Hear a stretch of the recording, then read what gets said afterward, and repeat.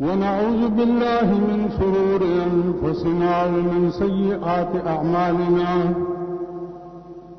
من يهده الله فلا مضل له ومن يضلله فلا هادي له ونشهد أن لا إله إلا الله وحده لا شريك له ونشهد أن سيدنا ومولانا محمدا عبده ورسوله أرسله بالحق بشيرا ونذيرا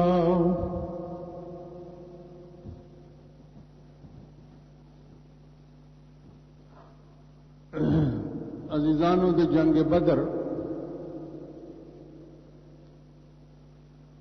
بیان ما ابل جمعہ کے ستاسو مخ کې عرض کړو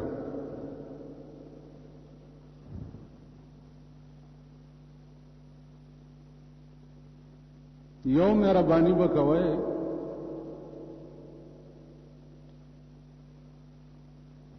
چې د پیغمبر کارکردګۍ ته د ایمان پستر وګوري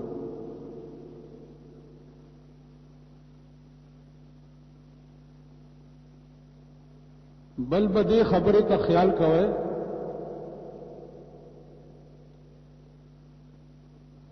چې په دې ټول کائنات کې مؤثر حقیقی صرف د خدای ذات دی بل اس نشته دا د دنیا ټول انتظامات چې دي دا الله د تقدیر او د فیصلو په مخ کې اسه غپ ده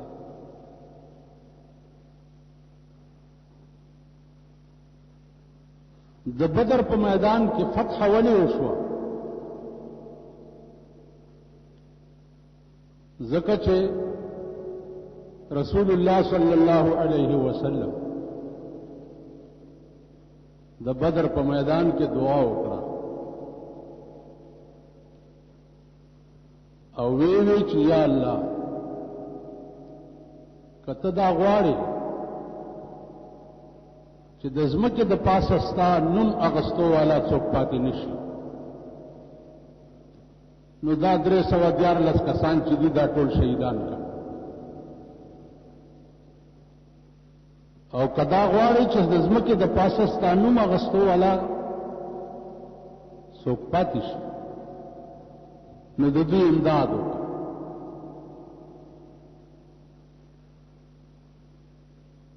نو 3000 ملائکه یو ځل رااله د اسمان نه او 15000 ملائکه بیا رااله د اسمان او د بدر په میدان کې ابو جهل غوندې عظیم شخصیت هغه د دوه ماشومانو په لاس باندې قتل کو او د بدر په میدان کې د پیغمبر په التجا او په دعا باندې الله پاک فتح وکړ نن په هر یو کار کې تا ته فتح ولې نکېږي په هر یو کار کې ته پریشان ولې ځکه چې تا خلا داسې مخامخ آزاده کړي داسې فریاد کې داسې د فریادونو هغه سړی چې کوم فریاد داسې وکړي اسمان تخله کی هغه خلق همیشه فتحمند وي موږ داسې فریاد دا تیرې ورځې مو کتل ټول ملک دا الله په عظیم قهر گرفتار اوړه نشتا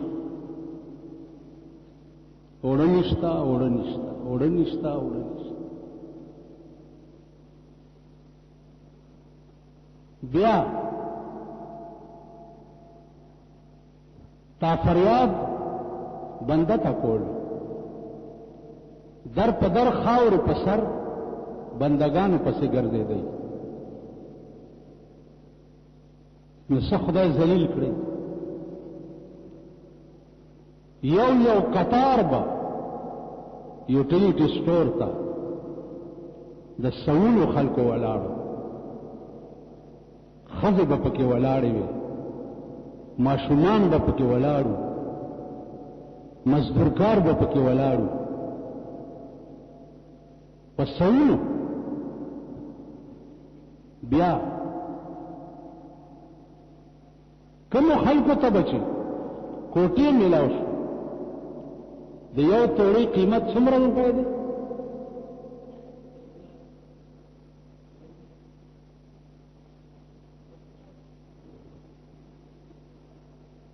او بیا یو توړه د قوم خرڅه کړي په څو ده؟ تو لعنت دی په داسې قوم شي.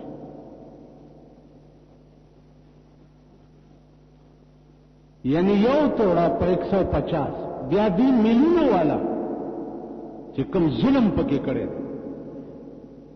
دا سوړو چې دا په توړو کې دی اچوي. چا چې خوړلې ده پیچسې پې لګېدلي، خفیه هم د تحقیق وکړي چې دا څومره سړې روټۍ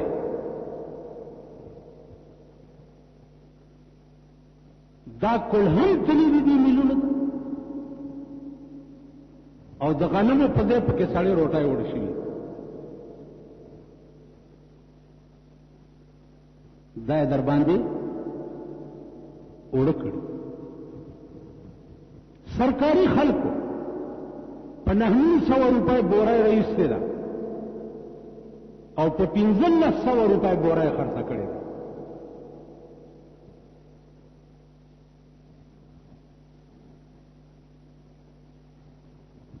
دا قهر د اسمان نه په تاسو نازل او تر ننه پورې در باندې نازل دی. دویم قهر در باندې د سوی ګیس بلونه وګورئ. زما د کور بل راغلی دی 4000 روپۍ، زما د کور. نو ما هغه سوی ګیس افسر ته وویل چې په دغه سترګو ړوند شي چې دا تپې ګوري. خدای تاسو هلاک کا چې هلاک شي. ما څه فیکټري لګولې ده، کارخانه مې لګولې ده، تنورونه مې لګولې دي، او تشو چای یو ترکاري دې پخو کړه. نو 4600 روپۍ ما په څه خرڅ کړو؟ قسم په خدای کې مال داخل کړ. ته خو کلرې رانږدې شه د زما د سوی ګیس بندولو دپاره چې دا مازغه دې شوندم او که نه. دا جومات ته ده دا چې تاسو پکې ناست دی بار پنور باندې، دې ته مسجد هلاک وایي. د یو تمبو درک پکې نه لګي بار. تاسو هم دلته راشئ خوندونه والئ، دا خیال نه کوئ چې هلکه دا بار نور دی دې له څه بندوبست پکار دی. پکار دی که نه؟ څوک به کوي؟ ووایئ تاسو به کوئ.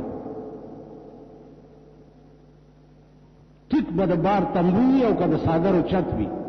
تاسو به کوئ. دا جماعت دی. 1900 روپۍ بل په 13 میاشتو کې راغلی. تاسو دې کوټنۍ ته ورننوځئ، دا طالبان په کیسه کې سوی ګیس ته ګډېږي که څه پې کوي. که جمع دې ایټرې لګولي دي څه کړي، او یا پکې ستاسو د اسخا ترکاري ګرمئ او یا پکې چای پخئ. زه ستاسو ترکاری هم ګورم هره ورځ، زه دا چیني ځان ته راغواړم په لار کې زه ناست یم هره ورځ. او بیا یو نړۍ ته زه مستقم دغه خوروانه چې مال قسم مې پځوي، یا هغه خوروا پې ګرمئ او یا چې دی چای پې پخئ 1,100 روپۍ بل 13 میاشت کې 800 روپۍ بل 2 میاشت کې راغلی. اوس بجلی نوره ګرانه نو د خدای په عظیم قهر الله پاک د زر د عمل چرته بل چاته حواله کړي. دې رسول الله خو پورا نشو د کمینه او د کمسل دا خو اهل نه دی د دې چې د عمل او چلی او نه دا قوم د دې اهل دی چې د سړي سوی چرته وپېژني. 2 لکه ځل مې درته وویلې چې ما ته مه راځئ چې اوړه نشته، ما ته مه راځئ چې چیني ګرانه شو، ما ته مه راځئ MNA او MPA راونیسئ. د قومي اسمبلی ممبران او د صوبایي اسمبلی ممبران هغه راونیسئ او یو خپل لاندې کوي او بل یې باندې کوي او چرته نارې کوي چې ته د څه خبرې مونږ مشر کړې.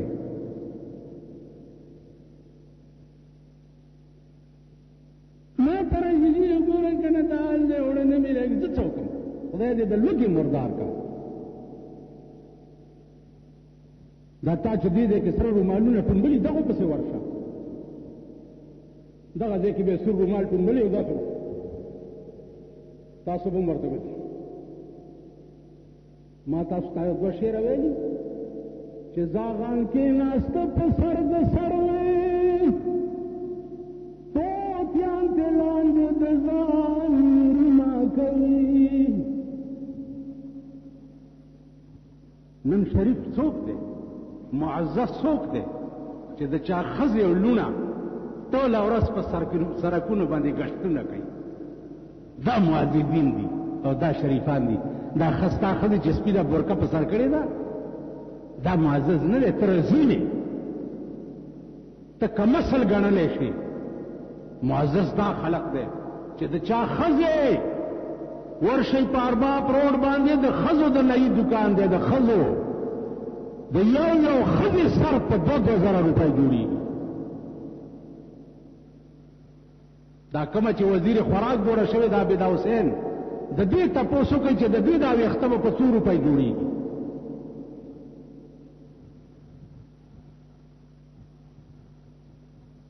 تاسو قسم په خدای که خبره پوهېږي ته زما په خبرو پوهېږې ها ته پاس ودرېږه پاسه د ده دې تنې ته وګورې والله که دی زما په ټکي پوهېږي. خبره نه پوهېږي. نن د غریبو غوښې او د غریبو تیکې په هغې نن ستا د ملک د ښځو سرونه جوړېږي. سرونه دا ټکه خو یاد کوي که نورې خبرې م چېرته یاد یې نه راځي چې د باران نه تښتېدمه د ناوې لاندې مې شپه شوه. وایي د باران نه څه کېدم تښتېدمه د ناوې لاندې مې شپه شوه. ښځې نه تښتېدو په خندکی واوړي نور به تماشې وکړي د ځان نور به تماشې وکړي. خبره هم د ښځو ده زمونږ هسې بکواس کوو. ښځو له وګوره نور سیټونه برابر شو، ښځو له نور حقوق ورکړی شو. خبره د ښځو ده، خبره د قرآن او د دین نه ده. قرآن ویلی دی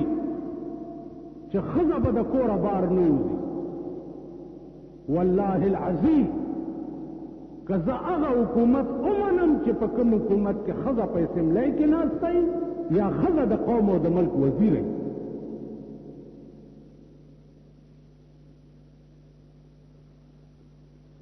دې لپاره زه حکومت نه منم چې ماله پیسې راکړي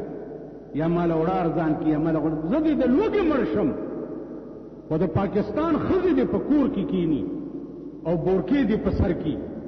او د پاکستان قانون چې دی هغه د قرآن او حدیث شي. خدای دې ما سره د بال بچه د لوږې مړ کړي خو د پاکستان قانون د قرآن شي. که دا ټیک ده که غلط ده؟ موږ خو دا ملک خبره به در کې چاته پته لګېدلې بله ورځ یو هندو ډم راغلی او د هندوستان نه هندو ډم ورشي قصه خانې ته خلکو نه تپوسو کوي بیا د کابلې تاڼې والاو نه تپوسو کوي هندو ډم راغلی نو داسې رش په جوړ شو چې هغه په ګلونو کې ساه بند شو چې د خلکو ګنټې ورچولې او لاس ورسره ملاول اخبار لیکلی دي چې اگر ہندو ڈم تے ایک جھلک دیکھنے کے لیے لوگ بےتاب تھے بیا د رزیل زامنو تاسو د هندوان وسته ولې د پاکستان نه وسته ولې تاسو خو به وایئ چې انما المشرکون نجس کړه دا مشرکان چې دي دا نجس دي نو نجس کو ایک جھلک دیکھنے کے لیے لوگ بےتاب تھے ورشي قصه خانه کې پته کې هندو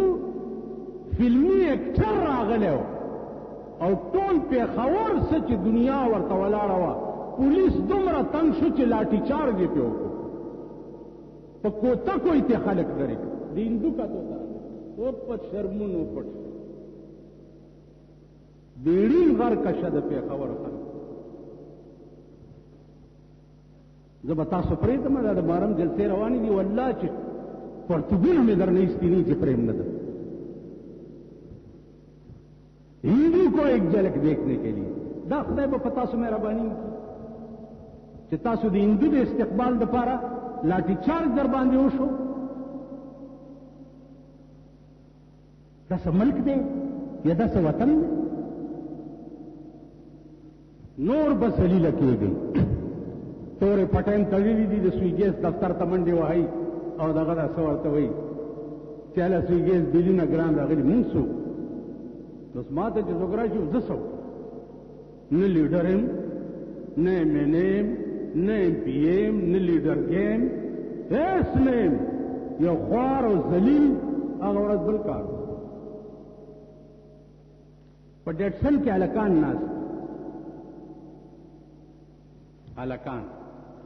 او سرې پټۍ تړلي سرې پټۍ تړلي دي او ډولکی والا ورسره په ډیټسن کې ناست دی نو چې یو 2 فرلانګه ډیټسن لاړ شي نو ویې درې هلکان ترې راکوشي او ډولکی ورته په ډیټسن کې په غږېدو شي او هلکان ورته ګډېږي او بنګ راځي رامداس سره ګډېده زه پې ورغلم ډرایور ته مې وی چې ودروه ویل ولې مالزم ګډېږه ما ته وایي چې جي دا څه مالدرا د هلکانو سره زم ګډېږه وی چل څه دی مال د ډم قوم ملا چېرته غیرتي کېدی شي خو زه د دې ډم قوم ملا یم چې دوی ګډېږي زم ګډېږي وی نه درولم دې په شخې تېر کړم کلي ورسره زم ګډېږم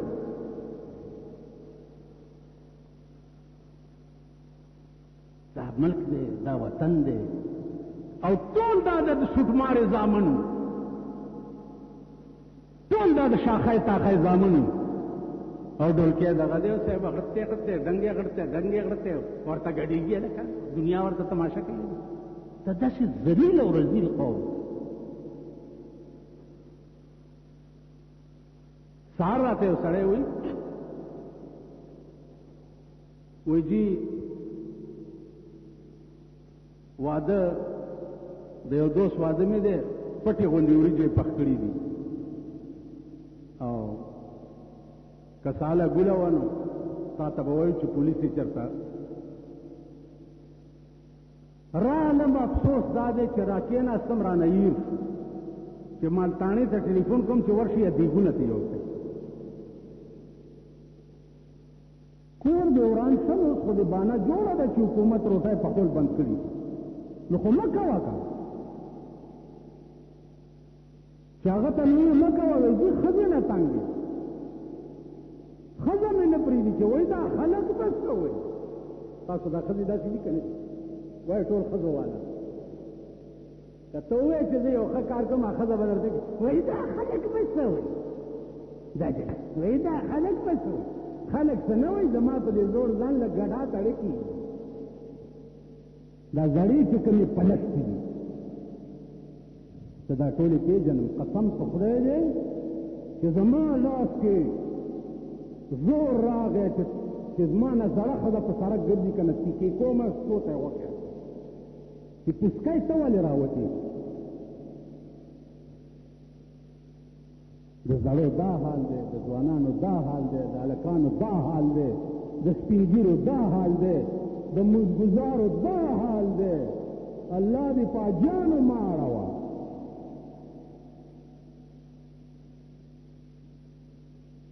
پرون یو عجیب په سود پیسې ورکړي په سود نو ما ولیدم هلک خو د عمر تېره ده ما ته وایي چې تا په خپله په تقریر کې نه دي ویلي چې زمونږ کلي کې یو سود خوره وه هغې ته به چې چا وي چې سود مه کوه دوزخ ته به لاړه شي هغې به وایي چې ایمان خره وره خو ارمان د دنیا گئے ایمان په انبارونو دی خبرې د پیسو کوه ما ته مولوي صاحب ته د کومې زمانې خبرې د دولت کوه دولت چې در سره قیامت کې به دې خیال ساتلی شي خدای دې فضل وکړي او د خدای په لوی کرم به کېږي په عقل ګرانه ده زما د اشنا مینه اوس ته ما ته ووایه چې بجلي یا سوی ګیس یا اوړه بجلي سوی ګیس د دې غریب سره تعلق خوار او زار سره کوي یو غریب سړی به پکي لاندې نشي کېناستی پکي لاندې یو غریب سړی به په سوی ګیس ترکاري نشي طالبان د په سوی ګیس ترکاري نشي ګرمولی دا څه ملک یا دا وطن غریب لبا د اوړو توړن چې دی د 500 په ځای باندې په 200 روپۍ ملایي دا ملک دی که داسې وی چې ما سره د لوږې او کمران طبقه هم د پیغمبر په مذهب وی بیا به زما هېڅ ګیله نه وه هېڅ چې حکمران هم را سره زما په شان زه تاسو ته ایماني وایم ما 2 ورځې روټۍ نه ده خوړلې ځکه چې د یو بوډۍ ښځې جړا مې واورېده چې مونږ بېګا روټۍ نه ده خوړلې هغه جړا مې 2 ورځې په دماغ کې وه ما روټۍ نه ده خوړلې 2.5 کاله وشو چې ما په دې ګوتو روټۍ نه ده خوړلې دې غوړو سبزي هغه بلندر کړې کاشوغې سره 2.5 کاله و زه چې بیمارم ما ته هغه تکلیف دی ما په دې ګوتو روټۍ نه ده خوړلې تاسو خو به وایئ که د دې قربانۍ غوښې دي ما څکلي نه دي تاسو دوا پکار ده زه چې څه وایم دا زما ایمان هم دی دا زما دین هم دی دا زما مذهب هم دی که حکمران طبقه ما سره تاسو سره تاسو په شان لږه تېره کړي او داسې کړي دي په دې مدینه منوره کې یو جهاد د غزوه خندق هم شو زه تللی یم هغه د خندق ځای ما لیدلی چېرته چې صحابه و مورچې که نستې 3 ورځې وشوې چې صحابه و ته روټۍ نه ده میلاو 3 ورځې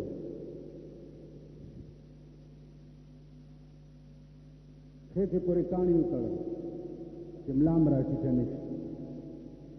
پیغمبر ورته وایي ولې وایي جي ملا م ټیټېږي بیا دا کاڼی م ځکه خېټې پورې داسې تړلی څو کاڼي یو کاڼي پیغمبر ورته لمن اوچته کړه چې ورته داسې وکته پیغمبر 2 کاڼي خېټې پورې تړلي تاسو څه خیال دی چې ګینې تاسو به نهار یې یا پیغمبر به روټۍ خوړلي بچیان نن 3 ورځ چې ما هم نه ده خوړلي دا ورته محمد رسول الله وایي په حکمران امرا سره داسې شي بیا مونږ ته هېڅ ګیله نشته